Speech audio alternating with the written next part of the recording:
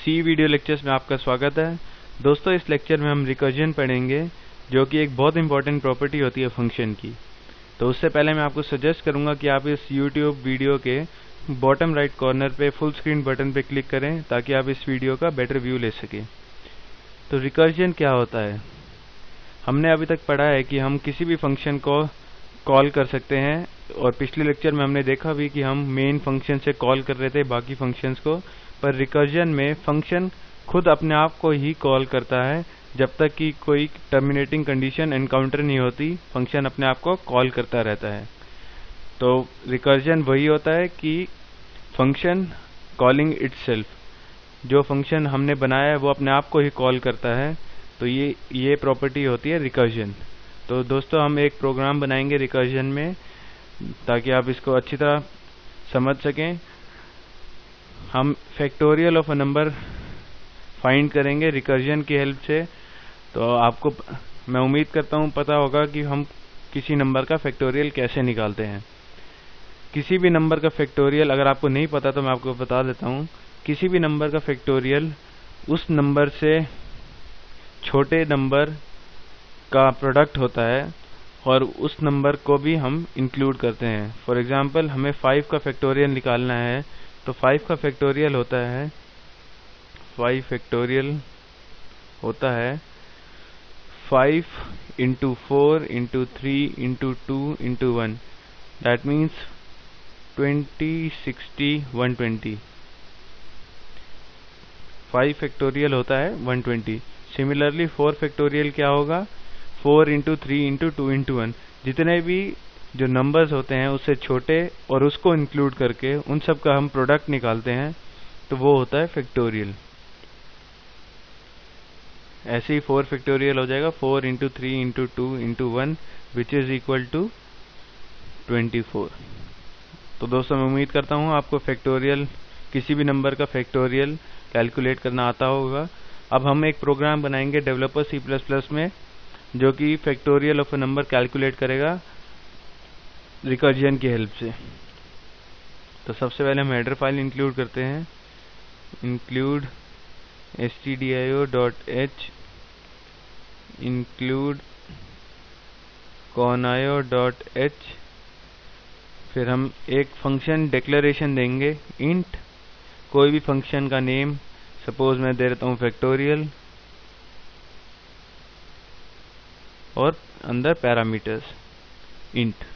यहाँ पे हमें जिस नंबर का फैक्टोरियल निकालना है वो नंबर पास करेंगे। तो दोस्तों, अब मेन फंक्शन बनाएंगे हम, curly braces, 2 integer number declare कर देता हूँ, इंट a और b। अब मैं यूजर से आउटपुट स्क्रीन पे प्रॉम्प्ट करूंगा कोई भी नंबर एंटर करने के लिए जिसका यूजर ने फैक्टोरियल निकालना है। Enter any number. दोस्तों, यूजर एंटर करेगा नंबर,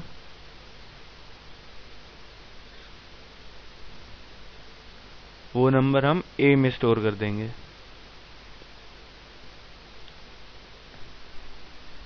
यहाँ पे यूजर से इनपुट मांगा, जो नंबर यूजर इनपुट करेगा वो हम a में स्टोर करेंगे। अब हम b के अंदर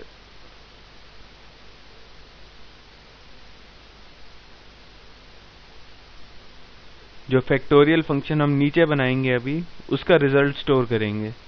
तो हम a पास कर रहे हैं, a जो पास होएगा, यानी कि जो यूजर ने वैल्यू एंटर करी है वो हम फैक्टोरियल फंक्शन में पास कर रहे हैं, और जो इस फैक्टोरियल फंक्शन का रिजल्ट होगा वो हम b में स्टोर कर देंगे।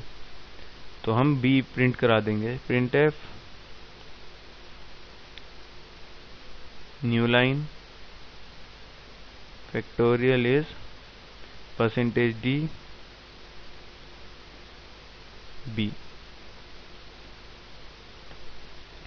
गेट ch, ताकि आउटपुट विंडो क्लोज ना होए।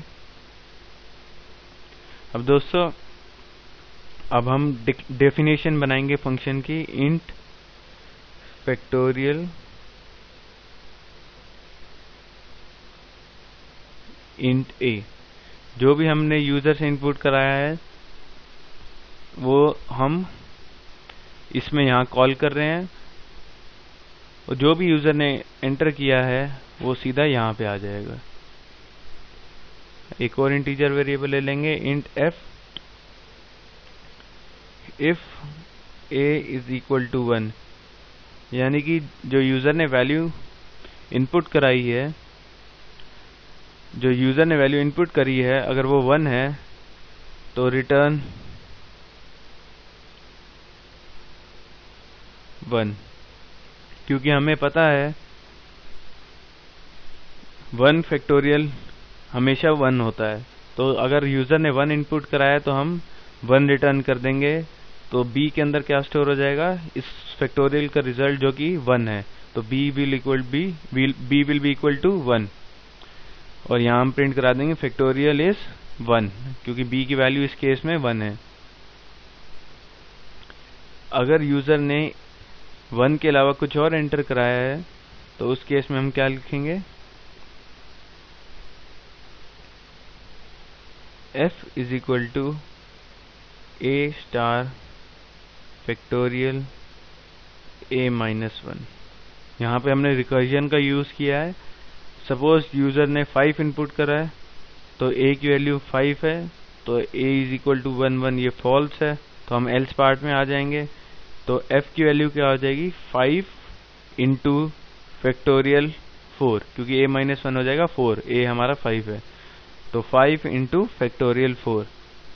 तो हमने दोबारा फैक्टोरियल 4 कॉल किया है, तो a की वैल्यू अब 4 है, तो a अभी भी 1 नहीं है, तो हमारा f क्या हो जाएगा, 5 इंटू 4, क्योंकि a हमारा इस टाइम 4 है, तो ये हो जाएगा 5 इंटू 4 इंटू फैक्टोरियल 4 माइनस 1 3।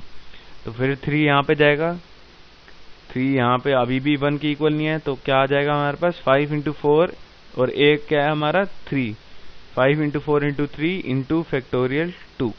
तो अब 2 दोबारा यहाँ a की वैल्यू 2 है, a अभी भी 1 की इक्वल नहीं है, तो अब यहाँ पे आ जाएंगे हम 5 into 4 into 3 into 2 into factorial 1।